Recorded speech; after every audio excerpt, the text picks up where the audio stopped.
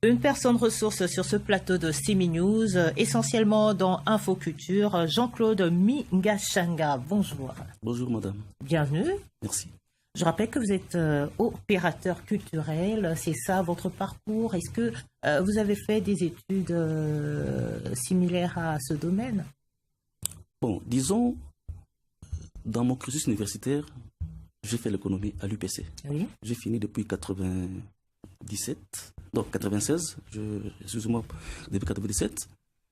Mais il s'est fait que je me suis retrouvé dans un milieu professionnel ou dans un milieu où la culture a dominé. Ce qui fait que pendant que je me suis trouvé dans ces milieux-là, j'ai eu la chance d'avoir plusieurs formations ici, en République démocratique du Congo et à l'extérieur du pays, notamment en Chine, en Corée.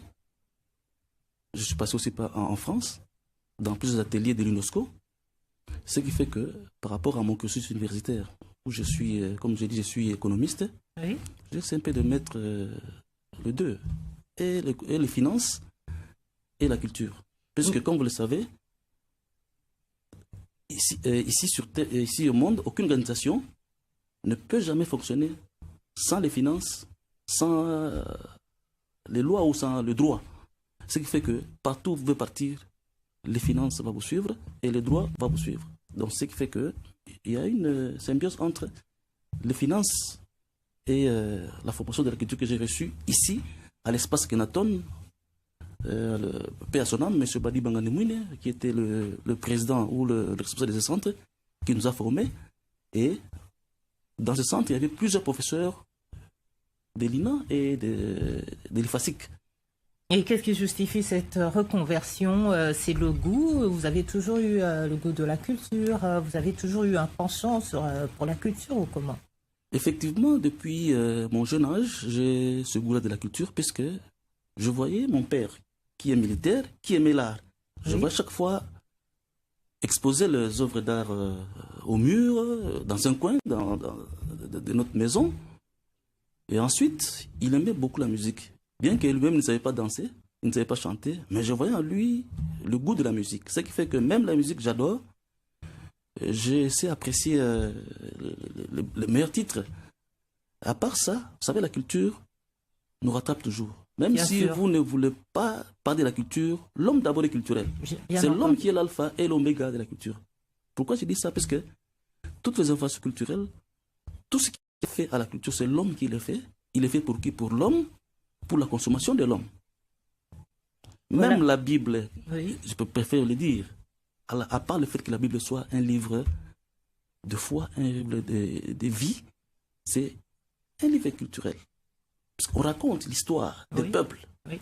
partout où ils ont cheminé, le mode de vie, la manière de considérer son prochain. Ça, c'est aussi la culture. Bref, je sais que les autres, certains ne me croiront pas. Mais je vous dis, la religion tire sa substance dans la culture. Vous savez, aujourd'hui, nous sommes chrétiens, il y a des catholiques. Mais la manière de prier des catholiques vient d'où? C'est dans la... Des leaders d'opinion pour y dénicher l'impact et les répercussions dans la société. Le saviez-vous? Maîtrisez. Triomphal à côté du palais du peuple, Oui. qui a été financé par le gouvernement coréen. C'était dans le cadre de la coopération. Et ces musées-là peuvent contenir quelques œuvres, mais il y a un projet au musée, j'avais lu dans un des documents, on voudrait assez que dans chaque province, qu'il y ait une province, une musée, et plutôt un musée. Oui. C'est cela le projet, en lisant, en parcourant les documents du musée, c'est un projet qu'on doit encourager. En d'autres termes, la République démocratique du Congo n'est pas prête à recevoir ces œuvres d'art. Non, la République est prête à recevoir avec les petites Quelle structures, infrastructure? avec les petites structures que nous avons. On va essayer de les mettre, mais au moins on va faire en sorte que d'ici 2 ans, que nous construisons d'autres musées pour recevoir la quantité de toutes ces œuvres-là. Dire que nous ne sommes pas prêts, c'est dire, c'est ce n'est pas dire la vérité. Disons, nous sommes prêts à recevoir parce que recevoir d'abord nos œuvres. Il y a des mécanismes où il y a des structures qui existent, où on va mettre d'autres œuvres. Et cette restitution, je pense que ça va se faire progressivement. Je ne pense pas que toutes les œuvres vont venir brutalement ou bien brusquement comme ça. Donc c'est un processus qui a été déclenché il y a déjà plusieurs années. Aujourd'hui, nous sommes dans la phase de la concrétisation. Je pense que, dans ce premier temps, les lots qu'on peut mettre dans les musées que nous avons, on va les recevoir. À Lubumbashi, nous avons un grand musée. Vers Butembo, il y a aussi d'autres musées là-bas. On va essayer de voir comment répartir ces œuvres-là qui vont nous être restituées. Oui, la Belgique a remis l'inventaire complet de ces œuvres d'art. Est-ce que la RDC, c'est vrai, la RDC savait que la Belgique détenait quelques œuvres d'art, mais est-ce que en remettant cette liste, nous aussi, on avait notre liste à nous pour évaluer, pour dire qu'effectivement, il manque ceci ou bien c'est complet, effectivement. Est-ce que la RDC avait un peu de détails là-dessus? Effectivement, il y a des détails, raison pour laquelle aujourd'hui, sous la liste des biens qui vont être restitués, et on va confronter les listes que nous avons. Si on trouve que il y a quelque chose qui manque, on va réclamer, il y a des procédures, on va réclamer pour ça. On n'a pas vu ces œuvres. Est-ce que le musée peut constituer une richesse pour le pays, une source de revenus pour le développement du pays? Effectivement, les musées aujourd'hui n'ont pas... Au même titre que le tourisme. Bon, d'ailleurs, dans d'autres cieux, si vous y allez, la culture et le tourisme s'est mis ensemble. D'ailleurs, en Chine, par exemple, partout il y a les sites culturels. Il doit y avoir les services de la culture et les services du tourisme. Pourquoi? Puisque quand quelqu'un vient visiter un site historique, c'est culturel.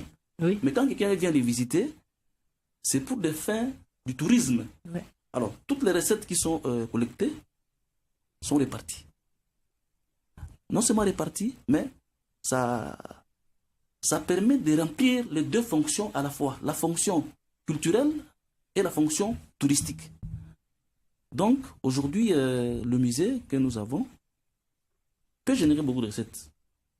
Il suffit de mettre des mécanismes appropriés pour que les musées génère beaucoup de recettes. À l'époque, comme vous le savez, les musées avaient une seule fonction, c'est de la conservation, oui, de la protection, oui, et de la promotion.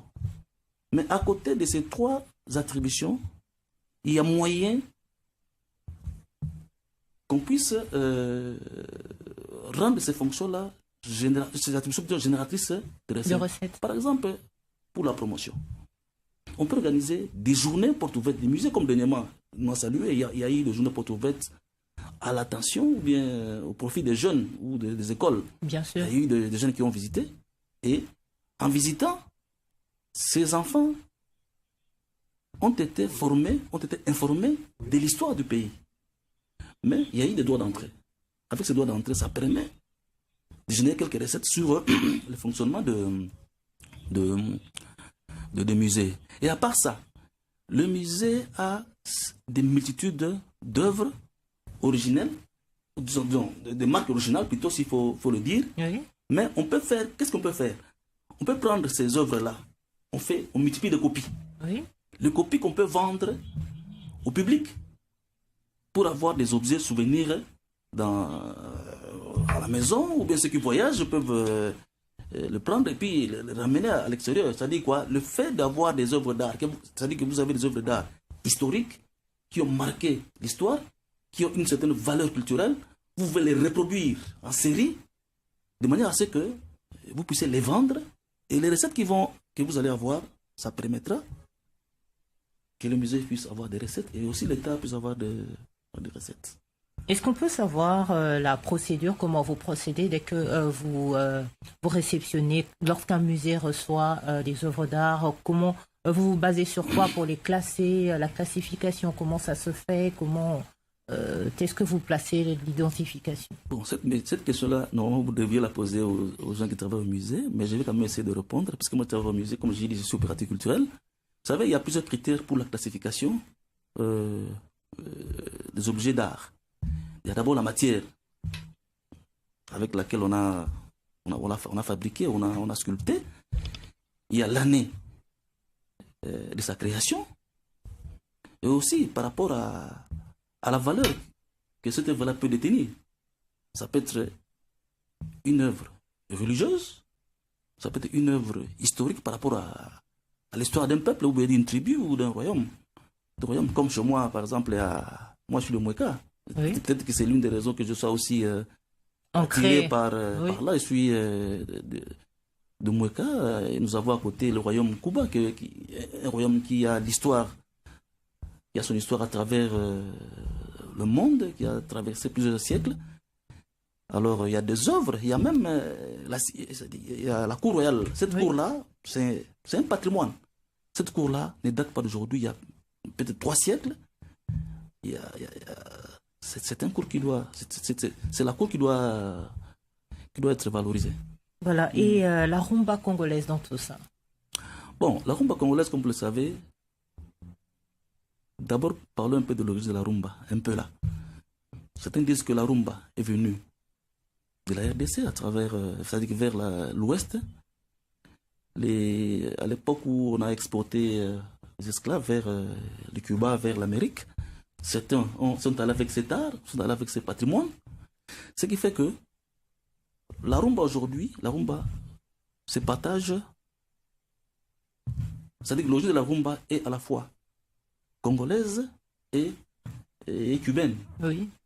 La rumba aujourd'hui, comme vous le savez, c'est depuis l'année passée, la rumba a été inscrite sur la liste du patrimoine de l'UNESCO. Nous devons faire un effort pour que cette rumba-là puisse garder sa valeur. Quand bien même qu'aujourd'hui, les jeunes gens sont sortis avec un nouveau style de la rumba, mais j'aimerais que cette rumba-là, que nous avons connue, que Kale a chanté, Luambo, Papa Wemba et consorts, puisse être préservée, conservée et faire sa promotion. Oui. Comment on va faire cette promotion-là? Peut-être en créant plusieurs écoles de la rumba. Ça peut être une école de 6 mois. Dans 3-6 mois, les enfants d'aujourd'hui peuvent apprendre cette rumba-là. Je pense que la rumba telle que nous le disons, c'est une œuvre, ou bien c'est un patrimoine qui est partagé entre le Congo-Brazzaville et le Congo-Kinshasa. Pourquoi ne pas faire l'académie de la rumba? Est-ce que ces écoles existent quand même en République démocratique du Congo? Bon, les écoles structurées, je ne pense pas. Il y a peut-être des centres de formation ou bien dans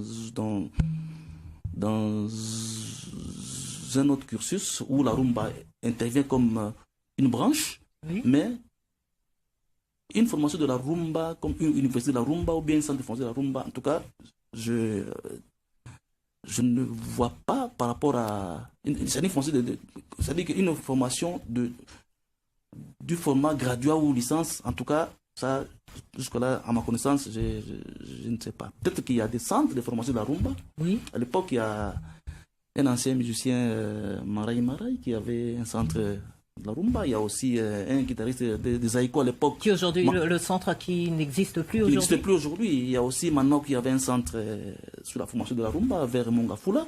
Malheureusement, il a été pillé, il a dû délocaliser le centre. Aujourd'hui, je n'entends pas parler de ça, mais je sais que ce sont des initiatives qu'il faudra peut-être encourager. Et si peut-être il faudra que le gouvernement finance une école nationale. Une école nationale. Mais à l'INA, déjà, on peut... À l'INA, ça, c'est la musique classique. Oui. Il y a aussi la musique qu'on enseigne. Et là aussi, il y a la rumba. Mais la rumba, comme peut-être un cours. Oui. Peut-être on peut initier, ça n'est pas initier, mais instituer un cours en disant qu'il y aura un cours de la rumba, peut-être même une option de la rumba. Oui. C'est ce que je propose, hein, si on va m'écouter.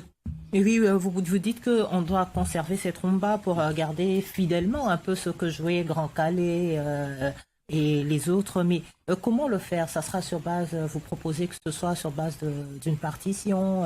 Comment ça doit se faire? Bon, il faut d'abord commencer par écrire. Oui. Écrire beaucoup de livres sur la rumba. Oui. En essayant de faire ressortir alors les que différents... ces derniers jours, les gens ne lisent plus. Bon, même si vous ne faudrait pas multiplier d'autres... Bon, c'est vrai. Même si les gens ne lisent pas, il y a aussi notre mécanisme aujourd'hui, c'est l'Internet. Les gens sont beaucoup plus à l'Internet en train de lire. Oui.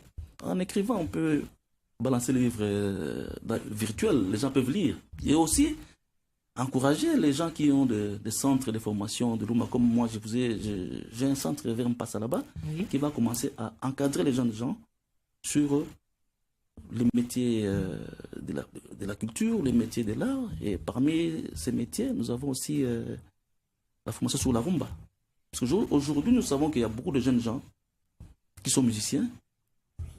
Ils apprennent à l'état, où c'est un art avec lequel ils sont nés, mais il faudrait quand même les encadrer pour qu'ils restent dans les normes. Oui. C'est pourquoi je lance un appel au gouvernement, aux mécènes, aux gens de bonne volonté. Lorsque vous remarquez quelque part, il y a les gens qui veulent créer des centres de formation sur la rumba, ou même pas la rumba, avec même tous les autres métiers là, de la culture, que ces gens soient encouragés. Voilà, c'est ce que vous avez prévu. Mais dites-nous un peu, est-ce que ce centre que vous créez va aussi demeurer? Pourquoi est-ce que on ne tient pas compte de la faisabilité de la chose? Vous avez cité tout à l'heure de Maraï qui avait un centre de musique qui aujourd'hui n'existe plus. Vous avez cité aussi un autre grand musicien. Et vous parlez aussi d'un autre centre de musique. Pourquoi est-ce que ça ne dure pas? Est-ce que vous, également, vous avez prévu le tout pour que ce centre puisse demeurer? Bon, disons, comme je l'ai dit c'est-à-dire qu'au début de l'émission, rien n'est éternel sur terre. Mais on fait en sorte que tout ce qu'on crée demeure le plus longtemps possible pour que les gens s'en servent. Moi, par exemple, ce centre-là, c'est un espace que j'ai qui est au niveau de Infobank. Infobank passe à 2 sur l'avenue Montagne numéro 7 bis. Au mois de juin, plutôt au mois d'août prochain, nous allons ouvrir, parce qu'il y a déjà des activités qui se font, mais nous allons lancer officiellement l'ouverture de ce centre-là. Qu'est-ce qu'on va faire pour que ce centre puisse perdurer?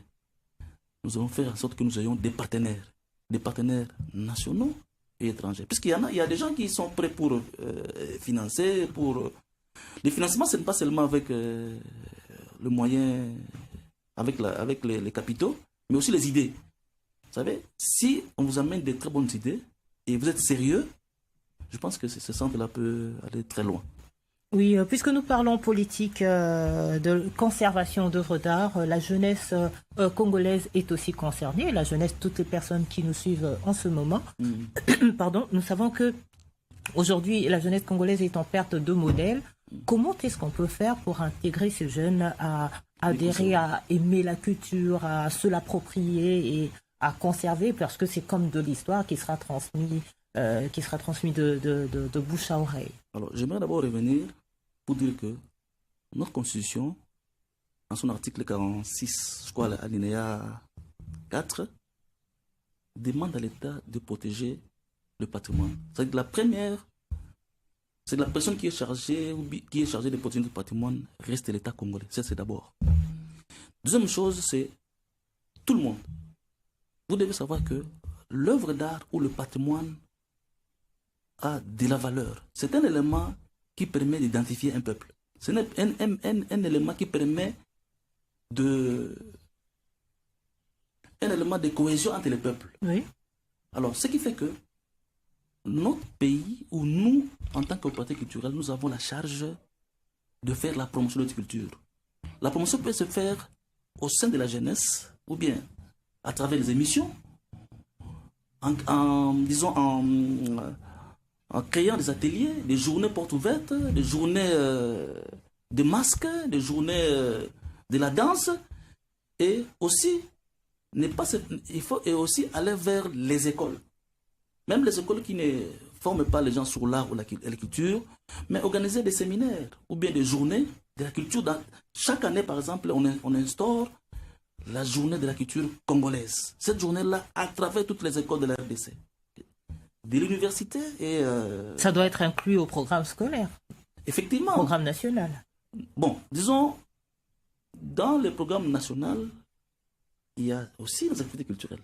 Oui. Il y a aussi des moments de culture. Pourquoi ne pas profiter de cette occasion-là, faire une journée nationale de la culture? Même une journée, ça ne coûte pas. Et cette journée-là, quand on les store pour la culture, c'est aussi la formation.